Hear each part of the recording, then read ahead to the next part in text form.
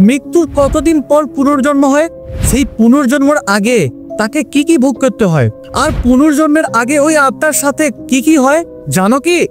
যখন কোনো ব্যক্তি মারা যায় তখন সেই আত্মা তার শরীর থেকে বেরিয়ে 2 ঘন্টা পর্যন্ত সেই শরীরের আশেপাশেই ঘোরাফেরা করতে থাকে এবং সেই শরীরের মধ্যে ঢোকার চেষ্টা করতে থাকে। বারবার চেষ্টা করার পরেও কিন্তু সেই শরীরে সে আর ফিরে যেতে পারে না। সে দেখে তার পরিবারের লোকজন কাঁদছে, তা দেখে সেই আত্মা আরো অস্থির হয়ে পড়ে। এরপর শুরু হয় প্রেত যাত্রার প্রথম রাত।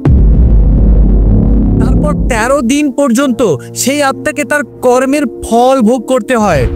যদি সে জীবনে পাপ কাজ করেছে তবে তাকে আগুনের নদীতে ফেলা হয়।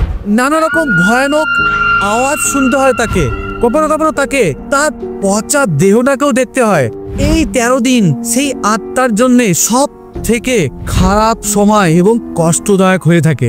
সে ক্ষুধা তৃষ্ণায় এদিক ওদিক ঘুরতে থাকে আর প্রত্যেক মুহূর্তে তাকে কর্মের হিসাব দিতে হয়।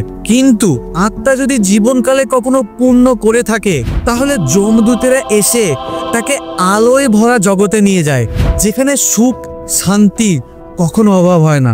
তারপর আসে পুনর্জন্মের সময়। যখন কোনো স্ত্রীর গর্ভধারণের 3 মাস পূর্ণ হয় তখন সেই আত্মা সেই স্ত্রীর গর্ভে প্রবেশ করে এবং শুরু হয় এক জীবনের নতুন অধ্যায়।